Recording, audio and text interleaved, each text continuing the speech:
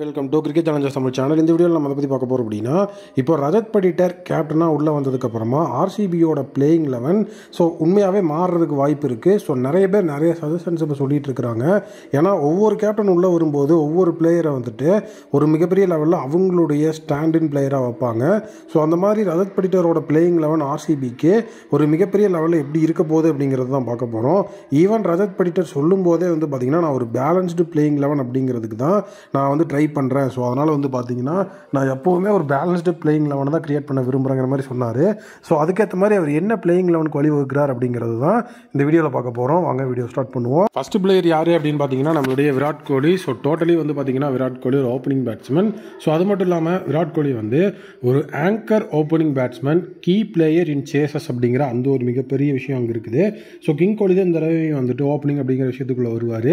So full and full வந்து பார்த்தீங்கன்னா நிறைய பேர் வந்துட்டு நிறைய மாதிரி சொல்லிட்டு இருந்தாலும், ஸோ அந்த ஓப்பனிங் ஸ்பாட் அப்படிங்கிறத வந்து அவர் விட்டு கொடுக்குற மாதிரி இல்லை. ஸோ அதனால் வந்துட்டு இப்போ ஒரு சில சைடில் வந்து பார்த்தீங்கன்னா டேவிட் படிக்கல் வந்து ஓப்பனிங் வருவார். ஸோ வந்துட்டு விராட் கோலி அவருடைய நம்பர் 3 பொசிஷனை ரீட்டைன் பண்ணுவாருங்கிற மாதிரிலாம் சொல்லியிருந்தாங்க. பட் அதுக்கெலாம் இப்போதைக்கு வாய்ப்பே கிடையாது. ஸோ விராட் கோலி வந்துட்டு பிரைமரி ஓப்பனர், கூட வந்துட்டு செகண்டாக நம்மளுடைய Phil Salt wicket keeper come opening batsman, நல்ல ஒரு அக்ரெசிவ் ஓப்பனர், குவிக் ஸ்டார்ட் அப்படிங்கிறது வந்து கொடுக்கக்கூடிய எபிலிட்டி அவருக்கு இருக்குது.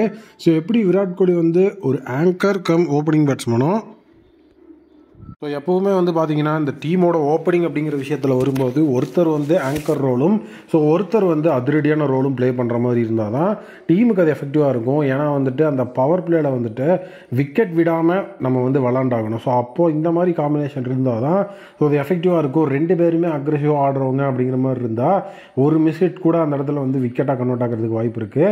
ஸோ அதனால் வந்துட்டு இவங்க ரெண்டு பேரும் எஃபெக்டிவாக இருப்பாங்க. ஸோ நெக்ஸ்ட்டு வந்து பார்த்தீங்கன்னா கேப்டன் ரஜத் படிட்டர் நம்பர் 3 இருக்கிறாரு.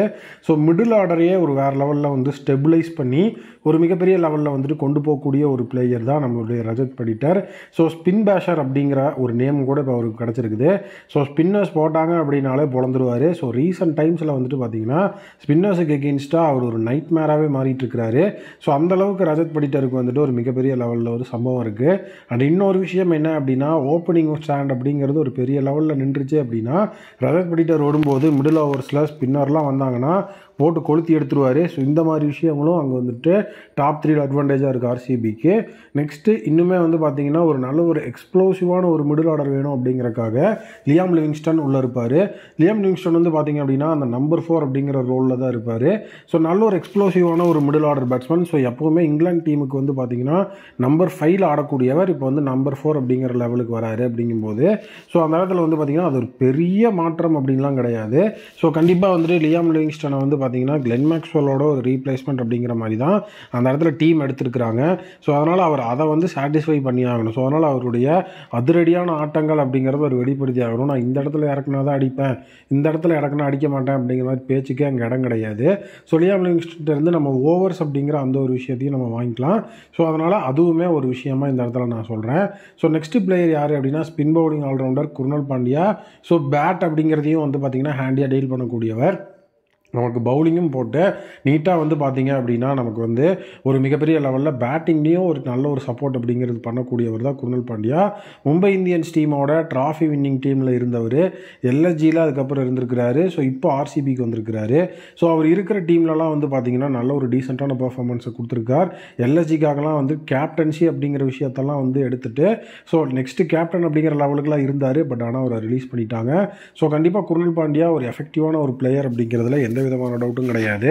அவருடைய ஆல்ரவுண்ட் பர்ஃபார்மன்ஸ், அவரோட அந்த ஒரு ஆல்ரவுண்ட் பர்ஃபார்மன்ஸ் வந்து பார்த்தீங்க அப்படின்னா ஸோ கண்டிப்பாக நம்மளுடைய ஆர்சிபிக்கு ஒரு மேஜர் அட்வான்டேஜாக இருக்கும் அப்படிங்கிறதுல எந்த விதமான டவுட்டும் கிடையாது. ஸோ ஃபினிஷர் அப்படிங்கிற அந்த ஒரு லெவலுக்கு வந்து போனீங்க அப்படின்னா ஸோ நம்மளுடைய டிம் டேவிட் இருக்கார், ஒரு நல்ல ஒரு பவர் ஹிட்டிங் ஃபினிஷர். ஸோ நீட்டாக வந்து பார்த்தீங்கன்னா மேட்சஸை ஃபினிஷ் பண்ணக்கூடிய எபிலிட்டி இப்போ அவருக்கு வந்திருக்கு. ஸோ பிபிஎல்ல ஸோ டோட்டலி தலைவன் அதை தான் பண்ணிட்டு இருந்தாப்புல. ஸோ அதே மாதிரி ஒரு ஃபார்மில் ஐபிஎல்ல இருந்துட்டாரு அப்படின்னா டீமுக்கு ஒரு மிகப்பெரிய லெவலில் வந்துட்டு அது ஹெல்ப்ஃபுல்லாகவும் பெனிஃபிட்டாகவும் இருக்கும். ஸோ கண்டிப்பாக கண்டிப்பாக அதுதான் ரொம்ப முக்கியமான விஷயமாகவும் இந்த இடத்துல வந்து நமக்கு இருக்குது. ஸோ அதனால் வந்து நம்மளுடைய டிம் டேவிட்டோட ஃபார்ம் அப்படிங்கிறதும் உண்மையிலேயே ரொம்ப க்ரூஷியலான விஷயம். ஸோ அதுவும் ரொம்ப தேவையான ஒரு விஷயமும் கூட. ஸோ அவர்கிட்ட ஓவர் வாங்கலாமா வாங்க வேணாமா அப்படிங்கிற ஒரு விஷயம் இருக்குது. பட் ஆனால் அவருடைய பேட்டிங் ஃபார்ம் பிபிஎல்லில் பார்க்கும்போது அவர் ஒரு பியூர் பேட்ஸ்மேனாக இருந்தால் கூட இதே மாதிரி ஃபார்மில் இருந்தாருன்னா போதும், மேட்சஸை ஃபினிஷ் பண்ணுறதுக்கு அது வந்து எஃபெக்டிவாக இருக்குங்கிற மாதிரி தான் இருந்தது. ஸோ அதனால் அது ஒரு நல்ல ஒரு விஷயமாக தான் நான் பார்க்குறேன். ஸோ நெக்ஸ்ட்டு பிளேயர் யார் அப்படின்னா ஸ்வப்னில் சிங். ஸோ ஸ்வப்னில் சிங்கை பொறுத்த வரைக்கும் அந்த ஸ்பின் அப்படிங்கிற அந்த ஒரு விஷயத்தில் வந்து பார்த்திங்கன்னா குருணால் பாண்டியா கூட சேர்ந்து ட்ராவல் பண்ணுறதுக்கு வந்துட்டு உண்மையிலேயே வந்துட்டு எஃபெக்டிவாக இருக்கக்கூடிய ஒரு பவுலர் தான் ஸோ நம்மளுடைய ஸ்வப்னில் சிங். ஸோ அவரும் பார்த்திங்கன்னா ஆல்ரவுண்டர், மேட்சஸில் வந்து பார்த்திங்கன்னா நமக்கு ரன் அப்படிங்கிறதும் வந்து அடித்து கொடுப்பாரு. ஸோ ரொம்ப எஃபெக்டிவான ஒரு பிளேயராக இருப்பார். ஸோ நீட்டாக வந்து பார்த்திங்கன்னா ஸ்வப்னில் சிங், குருணால் பாண்டியா இவங்க 2 பேருமே வந்து பார்த்திங்கன்னா இந்தியன் பிளேயர்ஸ் அப்படிங்கிறதுனால அந்த ஒரு பாண்டிங் அப்படிங்கிற விஷயமும் ஹெவியாக வந்துட்டு இருக்கும். ஸோ அந்த இடத்துல வந்து நமக்கு எந்த விதமான அசுப்பிசரும் இல்லாமல் இருந்தாலே போதும். ஸோ நெக்ஸ்ட்டு பேஸ் அட்டாக் அப்படிங்கிற அந்த லெவலுக்கு வரும்போது ஸோ டீமுக்குள்ளே புவி வருவார். ஸோ புவி வந்து பார்த்திங்க அப்படின்னா lead pacer, power play specialist அப்படின்னு சொல்லலாம்.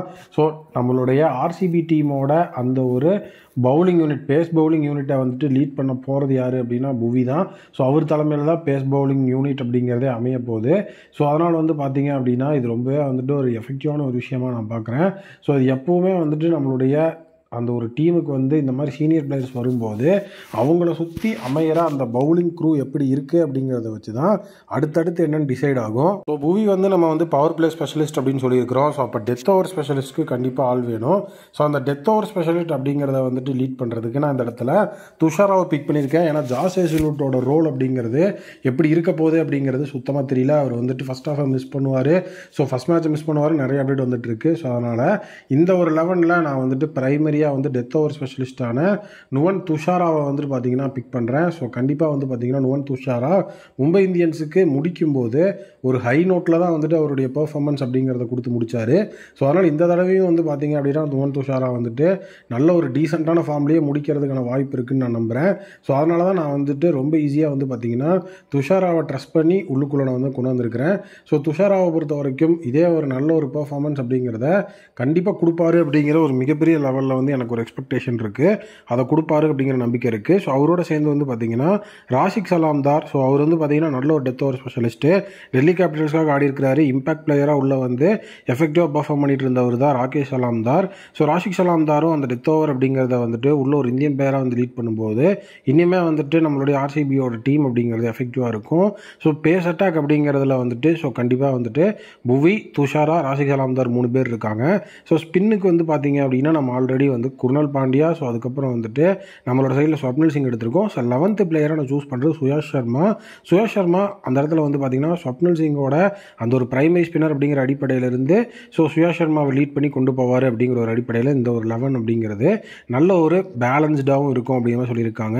ஸோ இம்பாக்ட் பிளேயர்ஸ் அப்படிங்கிற அடிப்படையில் வந்து பார்த்தீங்கன்னா யார் இருப்பா அப்படின்னா டேவிட் படிக்கல், யாஷ் தயால், மனோஜ் பங்கஜ் இவங்கெல்லாம் வந்து பார்த்தீங்கன்னா இம்பாக்ட் பிளேயர் அப்படிங்கிற அந்த ஒரு சைடில் இருப்பாங்க அப்படிங்கிற மாதிரி வந்துட்டு ஸோ நான் இந்த ஒரு டெசிக்னேட்டட் பிளேயிங் 11 வந்து டிசைன் பண்ணியிருக்கிறேன். ஸோ கண்டிப்பாக ரஜத் படிட்டர் வந்து ஒரு பேலன்ஸ்டு பிளேயிங் 11 அப்படிங்கிறது தான் எனக்கு வேணும் அப்படிங்கிற மாதிரி சொல்லும்போது ஸோ இதுதான் எனக்கு தெரிஞ்ச ஒரு பேலன்ஸ்டு பிளேயிங் 11 இருந்தது. நீங்கள் என்ன நினைக்கிறீங்க அப்படிங்கிறத கமெண்ட்டில் சொல்லுங்கள். Thank you, take care and bye bye.